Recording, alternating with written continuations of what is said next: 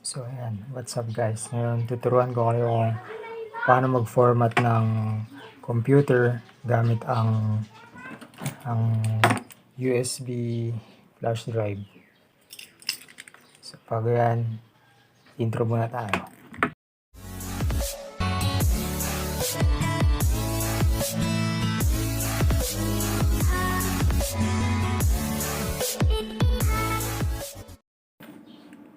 So ayan, so dito makikita nyo ngayon, BIOS has been reset, please decide how to continue. So ngayon pupunta tayo dito sa enter BIOS. Pala ito, take note kasi sa mga ibang computer na para makapunta ka sa BIOS, kailangan mong pindutin yung F2 or may instruction doon kung anong nakalagay, kung paano ka makaka-enter sa BIOS. Pwede rin yung pindutin yung delete, depende kung ano yung instruction. So dito ngayon punta tayo sa enter BIOS. So ayan, makikita nyo ngayon dito tayo sa Gigabyte UEFI dual BIOS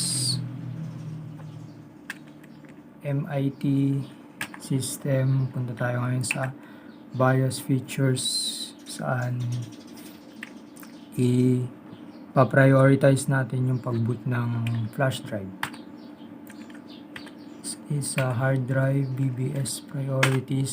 Makikita nyo dito, boot option number 1, yung SATA, which is yung hard disk.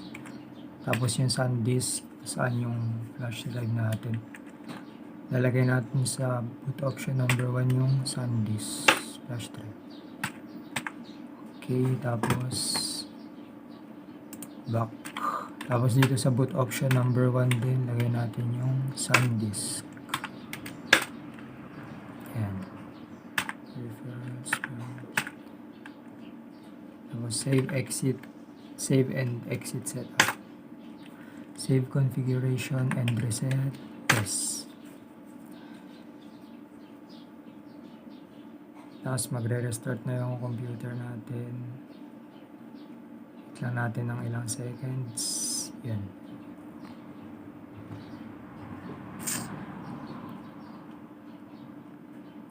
So, bali nga pala itong i-install ko na OS ngayon is Windows 8.1.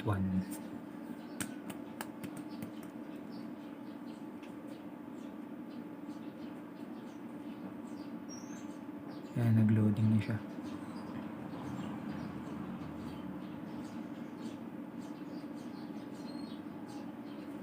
Ayan, Windows 8.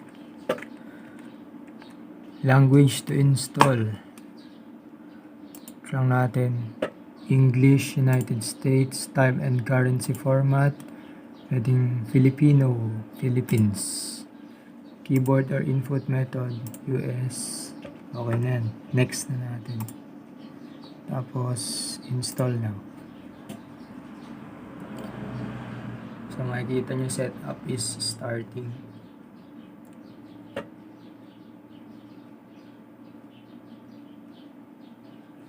Sabi dito, Microsoft Software License Agreement. Check nyo lang tong I accept the license terms. Tapos, click next. So, dito ngayon, punta tayo sa custom install Windows only advanced. So, makikita nyo dito ngayon yung sa hard disk natin. Sa pag-reformat ng computer, usually, i-format natin ito lahat. So, makikita nyo dito ngayon ito. Format. This partition might contain important files or applications from your computer manufacturer. If you format this partition, any data stored on it will be lost. Okay nyo lang. Ganun din dito sa ibang drive. Format nyo lang siya. Tapos format. Ayan. Tapos, select nyo kung saang drive nyo i-install yung operating system. So, bali ngayon dito natin siya sa drive 0 partition 2. Click natin yung next. Tapos yan, mag-install na yung Windows. Tayo lang natin matapos.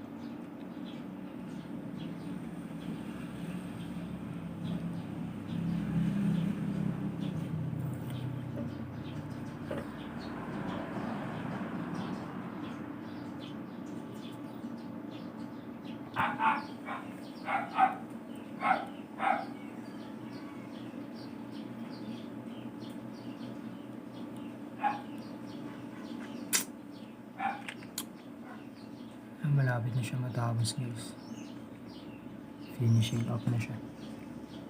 And so restarting in 9 seconds, click nyo lang yung restart now dito. Restart now. Tapos pwede nyo lang tanggalin yung flash drive para hindi siya mag-boot kasi naka-prioritize boot yung flash drive natin.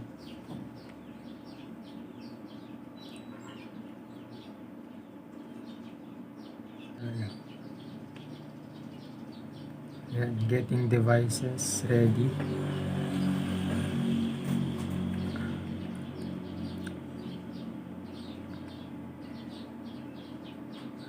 %.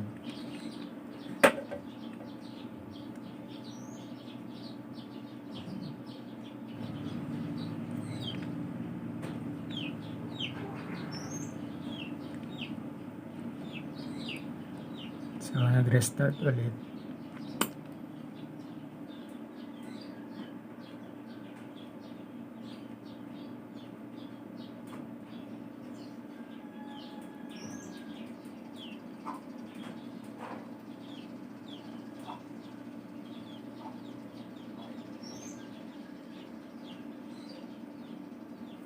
Yan.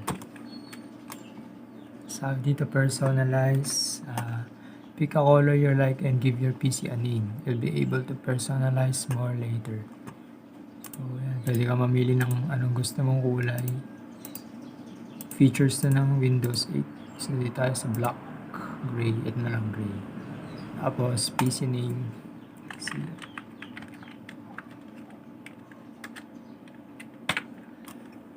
And let's click nyo lang next. Settings. Express settings. We recommend this settings. Let's click nyo lang tong use express settings. Or pwede nyo i-customize kung anong gusto nyo settings. Pero mas recommend tong use express settings. Tapos dito isa-set nyo na yung password nyo. Username and password. Para pag magla-login kayo sa computer.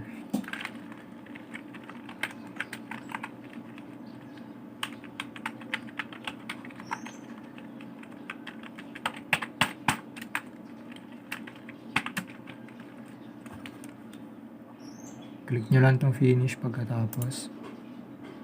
Choose a different username. Okay. Sorry.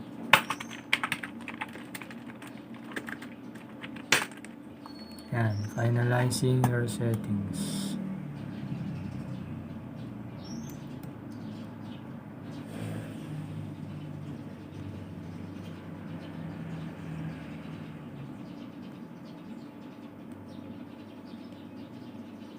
So, ayan guys, tapos na. Sabi dito, hi, we're setting things up for you. Okay.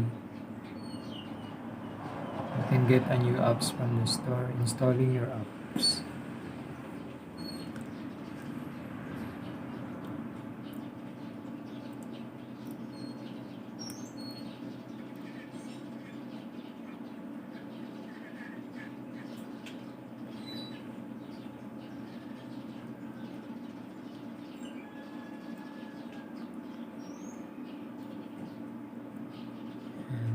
Let's start. So, ayun guys. Pag-install na tayo ng Windows 8.